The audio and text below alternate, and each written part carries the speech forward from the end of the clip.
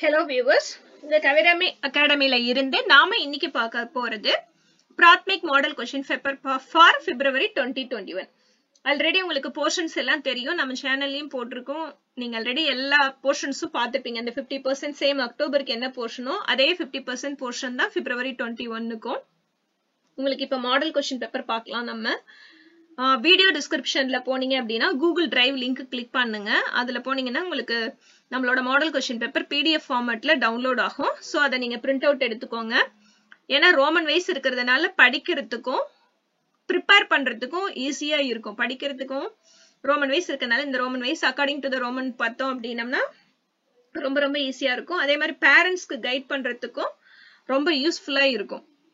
So நம்ம இப்ப பார்க்க போறது February 2021க்கு வரக்கூடிய மாடல் क्वेश्चन पेपर फॉर प्राथमिक एग्जाम. फर्स्ट रोमन பாத்தீங்க அப்படின்னா किन किन 5 प्रश्नों के उत्तर एक एक वाक्य में लिखिए. அதாவது இதுல உங்களுக்கு option half of the option வந்து இருக்கு. உங்களுக்கு எல்லா क्वेश्चंस எல்லா ரோமன்லயுமே உங்களுக்கு வந்து ஆப்ஷன்ஸ் இருக்கு. சோ வந்து ரொம்ப ரொம்ப ஈஸியான எக்ஸாம். பிராத்மிக் அப்படினாவே பேசிக் ஸ்டார்டிங் எக்ஸாம் அப்படினு அர்த்தம்.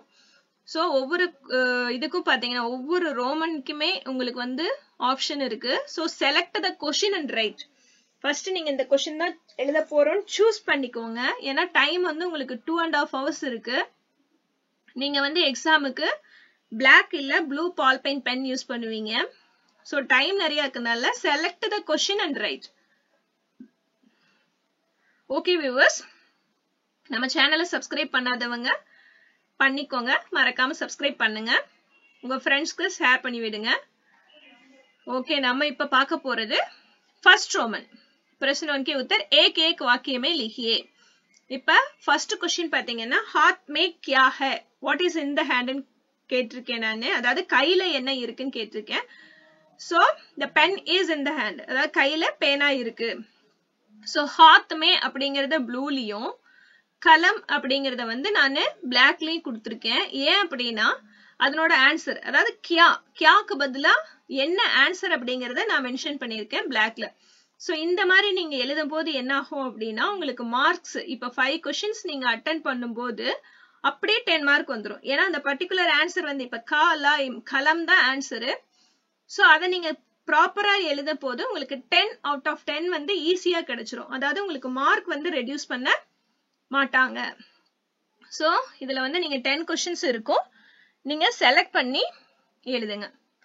இந்த மாதிரி எழுதுனீங்கன்னா உங்களுக்கு மார்க்ஸ் குறையாது, அதனால சொல்றேன். क्वेश्चन சூஸ் பண்ணிக்கோங்க, நீங்க ஆன்சர் எழுதுங்க. நெக்ஸ்ட் செகண்ட் ரோமன் பாத்தீங்க அப்படின்னா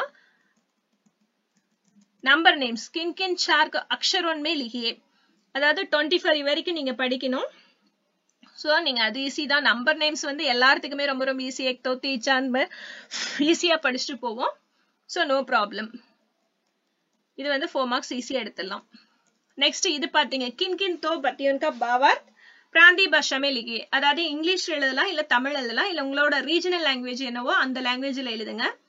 ஃபர்ஸ்ட் இது போட்டுட்டு கான்டெக்ஸ்ட் போட்டுட்டு these lines are taken from the poem. அது எந்த போயமோட நேம் எழுதிட்டு நெக்ஸ்ட் எக்ஸ்பிளனேஷன். அவ்வளவுதான் இங்கிலீஷ்ல. தமிழ்ல பாத்தீங்கன்னா இடம் அப்புறம் பொருள், அவ்வளவுதான். பாடல் விளக்கம், அதாவது எக்ஸ்பிளனேஷனுக்கு பதிலா பாடல் விளக்கம். எங்க இருந்து கொடுத்திருக்காங்க அந்த போயம் எதை பத்தி எக்ஸ்பிளைன் பண்ணது அந்த லைன்ஸ். இது வந்து 5 கொடுத்திருக்காங்க, நீங்க 2 எழுதணும். சோ எல்லாத்துக்குமே உங்களுக்கு ஆப்ஷன்ஸ் இருக்கு. இப்ப ஃபார் எக்ஸாம்பிள் 4th ஒன் பாருங்க, நாச் நாச்கர் ஆத்தா மோர். சோ பீகாக்க பத்தி நம்ம டிஸ்கிரைப் பண்ணி எழுத வேண்டியதுதான். 4th ஒன் தோஹா, கிசி ஏக் தோஹே கா கண்டஸ்த் ரூப். அதாவது இதுல 3 கொடுத்திருக்காங்க, நீங்க ஏதோ ஒண்ணுதான் எழுத போறீங்க. இதுக்கு உங்களுக்கு 4 மார்க்ஸ் இருக்கு. அதே மாதிரி இதுக்கும் எப்படி எழுதணும் அப்படின்னா இந்த தீரே தீரே ரே அப்படின்னு இருக்குது இல்லைங்களா, அத வந்து நீங்க ப்ளூல எழுதிக்கோங்க. இல்லைன்னா இத பிளாக்ல எழுதிட்டு அந்த ஆன்சரை வந்து வேரி பண்ணி காமிக்கிறதுக்காக நம்ம அதர் லைன் வந்து யூஸ் பண்றோம். அதாவது நீங்க ப்ளூல எழுதுனா பிளாக்ல ஆன்சர் எழுதுங்க. பிளாக்ல அந்த 2 வேர்ட்ஸ் எழுதுனீங்க அப்படின்னா ப்ளூல ஆன்சர் எழுதுங்க. சோ அப்ப வந்து ஈஸியா இருக்கும் உங்களுக்கு. அதே மாதிரி தோஹா படிக்கும்போது நீங்க என்ன பண்ணணும் அப்படின்னா ஒரு ரைம்ஸ் மாதிரி படிச்சுக்கிட்டீங்க அப்படின்னா உங்களுக்கு எப்பவுமே மறக்காது. ஃபர்ஸ்ட் எக்ஸாம் செகண்ட் எக்ஸாம்னு இல்ல, 8th எக்ஸாம் வந்தா கூட உங்களுக்கு வந்து அது வந்து மறக்காது. அதனோட மீனிங் தெரிஞ்சு படிங்க எப்பவுமே. ஏன்னா ப்ராத்மிக் அப்படிங்கிறது பேசிக் எக்ஸாம். எவ்வளவு மீனிங்ஸ் உங்களால கிராஸ்பிங் பண்ண முடியுதோ அந்த அளவுக்கு உங்களோட ஹிந்தி லெவல் வந்து இம்ப்ரூவ் ஆகும். இப்ப பாத்தீங்க அப்படின்னா துமாரா நாம் கியா ஹை, சோ ப்ராத்மிக் தான் வந்து ஓரலுக்கு வந்து பேசிக் ஃபார்ம். ஸ்போக்கன் ஹிந்தி அப்படின்னு சொல்லி சொல்றோம் இல்லைங்களா, அதுக்கு வந்து பேசிக் ஃபவுண்டேஷன் எது அப்படின்னு பாத்தீங்கன்னா உங்களுக்கு ப்ராத்மிக்கும் பரீட்சையா எக்ஸாம் தான். சோ இந்த 2 எக்ஸாம் யாரு நல்லா பண்றாங்களோ உங்களுக்கு வந்து பிரவீன் வரைக்கும் வந்து எந்த டிஃபிகல்டிஸும் வராது. they can able to write also and speak also. Next 5th Roman பாத்தீங்க அப்படின்னா தீன் கா அர்த் பிராந்தி பாஷா में, அதாவது உங்களோட ரீஜனல் லாங்குவேஜ்ல நீங்க மீனிங்ஸ் எழுதிக்கோங்க. நெக்ஸ்ட் விலோம் சப்த் ஆப்போசிட்ஸ். இது எல்லாமே உங்களுக்கு போர்ஷன்ஸ் தெரியும். சோ இதுல இருக்கிறது வந்து உங்களுக்கு மாடல் क्वेश्चन பேப்பர். நீங்க போர்ஷன் பாதி பாதி முடிச்சிட்டு இத வந்து நீங்க டெஸ்ட்க்கு யூஸ் பண்ணீங்கனாவே, இத நீங்க படிச்சீங்கனாவே above 85% மார்க்ஸ் வந்து ஈஸியா ஸ்கோர் பண்ண முடியும்.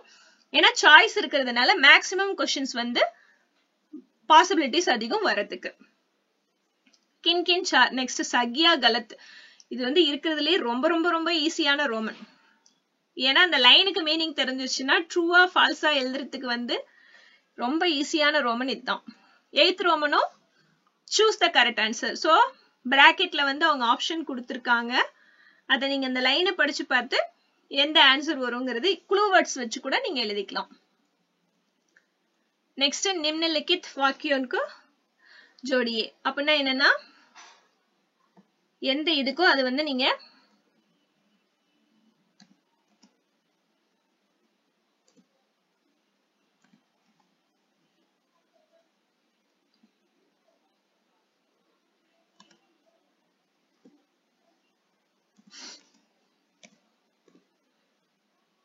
match the following. so இதுக்கு தகுந்த மாதிரி நீங்க வந்து எழுதிக்கணும். படிச்சு பாருங்க, மீனிங் புரியும். மீனிங் புரிஞ்சு படிச்சீங்கனாவே நீங்க எதுக்குமே வந்து டக்கு டக்குன்னு எழுதிட்டு போயிட்டே இருக்கலாம்.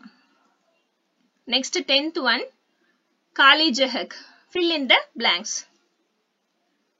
இது எல்லாமே உங்களுக்கு 2-3 லெசன்ஸ் தான். சோ படிக்கிறது ரொம்ப ரொம்ப ஈஸி.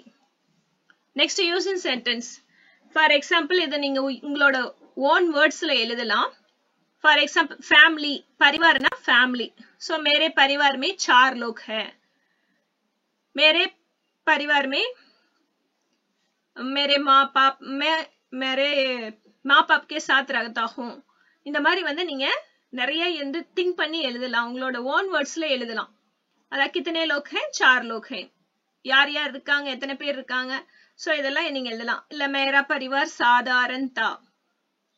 அந்த மாதிரி வந்து சிம்பிள் வேர்ட்ஸ்ல வந்து நீங்க எழுதலாம். மீனிங் தெரிஞ்சுக்கோங்க. नेक्स्ट 12th रोमन 4 प्रश्नों के उत्तर एक एक वाक्य में लिखिए. सो 4 क्वेश्चंस எழுதணும். இதுக்கும் அதே மாதிரி தான் ஃபர்ஸ்ட் ரோமன்ல நான் சொன்னேன் இல்லைங்களா, அதே மாதிரி தான் நீங்க இந்த 12th ரோமனுக்கும் எழுதணும் ஆன்சர். அந்த மாதிரி எழுதும்போது உங்களுக்கு ஆன்சர் வந்து நம்ம டிஃபரன்ஷியேட் பண்ணி காமிக்கிறதுனால மார்க்ஸ் குயிக்கா, அதாவது ஈஸியா கிடைக்கும். அந்த கஹாங்க எடுத்துட்டு எந்த ஆன்சர் அப்படிங்கறத நம்ம மென்ஷன் பண்ணி எழுதுறோம். 13th ரோமன் உங்களுக்கு வந்து 2 மார்க்ஸ், அதாவது ஒரு 2 क्वेश्चंस அட்டெண்ட் பண்ணனும். 4 marks. Each question carries 4 marks. So 13th Roman பாத்தீங்கன்னா 8 மார்க்ஸ் இருக்கு. நீங்க வந்து 2 क्वेश्चन, உங்களுக்கு எந்த क्वेश्चन எப்பவுமே ஃபர்ஸ்ட் நீங்க क्वेश्चனை சூஸ் பண்ணிக்கணும். அப்புறம் தான் நீங்க வந்து எழுதுறதுக்கே ஸ்டார்ட் பண்ணணும். ஃபர்ஸ்ட் ஒன்ஸ் எல்லாமே क्वेश्चन பேப்பர் கைக்கு வந்தோன்னியும் ஃபுல் அண்ட் ஃபுல் நீங்க என்ன பண்ணி பார்க்கணும் அப்படின்னா ஃபுல் அண்ட் ஃபுல் நீங்க ரீட் பண்ணி பார்க்கணும். அதுக்கப்புறம் வந்து தான் நீங்க படிக்கவே ஆரம்பிக்கணும். எழுதுறதுக்கு ஸ்டார்ட் பண்ணணும். ஃபுல்லா படிச்சு முடிச்சிட்டு அப்புறம் தான் ரைட்டிங்க்கே போகணும். நெக்ஸ்ட் 14th ரோமன் கின் 5 வாக்கியம், அதாவது டிரான்ஸ்லேட் இன்டு ரீஜனல் லாங்குவேஜ். உங்களோட ரீஜனல் லாங்குவேஜ் எதுவோ ஹிந்தில கொடுத்திருப்பாங்க. உங்களோட ரீஜனல் லாங்குவேஜ் எதுவோ நீங்க அதுல டிரான்ஸ்லேட் பண்ணிக்கலாம். நெக்ஸ்ட் இங்க நான் வந்து தமிழும் இங்கிலீஷும் கொடுத்திருக்கோம். சோ நீங்க உங்களோட லாங்குவேஜ் எதுவோ அது வந்து நீங்க ஹிந்தில எழுதணும். அவங்க வந்து மலையாளம், கன்னடம் இதெல்லாம் கொடுத்திருப்பாங்க. சோ உங்களோட லாங்குவேஜ் செலக்ட் பண்ணிக்கிட்டு, இப்ப for example Tamil to Hindi ஈஸினா நீங்க அதை சூஸ் பண்ணிக்கோங்க. இல்ல மேம் எங்களுக்கு வந்து இங்கிலீஷ் டு ஹிந்தி ஈஸியா இருக்கு அப்படின்னா நீங்க அதை சூஸ் பண்ணிக்கோங்க. What ever it is your choice. Next 16th Roman ஒரு கஹானிகா சாரான்ஸ். எல்லாத்துக்குமே ரொம்ப ரொம்ப ரொம்ப ரொம்ப பிடிச்சது பாத்தீங்கன்னா கஹானி. இத பாத்தீங்கன்னா இந்த 4 ஸ்டோரியோட எஸ்ஸேவுமே நம்ம வந்து பிப்ரவரிக்கு மட்டும் இல்லாம அக்டோபர் 2020லயே போட்டுட்டோம். சோ அதுல போய் கொஸ்டின் வித் ஆன்சர்ஸ், பிராத்மிக் கொஸ்டின் வித் ஆன்சர்ஸ்ல போய் பாத்தீங்க அப்படின்னா இந்த 4 எஸ்ஸேவோட ஆன்சர்ஸ் வித் சப்ஹெட்டிங்கோட இருக்கும் உங்களுக்கு. அதாவது கவி ஒரு கன்ஜூஸ்னா அந்த என்ன, எதை டிபெண்ட் பண்ணுது அப்படிங்கறதெல்லாம், அதை எது எக்ஸ்பிளைன் பண்ணுது அப்படிங்கறதெல்லாம் வந்து அந்த சாரான்ஸ்ல வித் சைடு ஹெட்டிங்கோட நாங்க கொடுத்துருக்கோம். சோ அதை போய் ஒரு கோ த்ரூ பண்ணிக்கோங்க. உங்களுக்கு அந்த பேஜ் வேணும் அப்படின்னா அதை மட்டும் நீங்க பிரிண்ட் அவுட் பண்ணி இந்த எஸ்ஸே படிக்கிறதுக்கு யூஸ் பண்ணிக்கோங்க. ஹேண்ட் ரைட்டிங்க்கு உங்களுக்கு 5 மார்க்ஸ் இருக்கு. So all the best from Kavirani Academy to everyone. Thank you for watching. Viewers, subscribe it and share it. Thank you friends.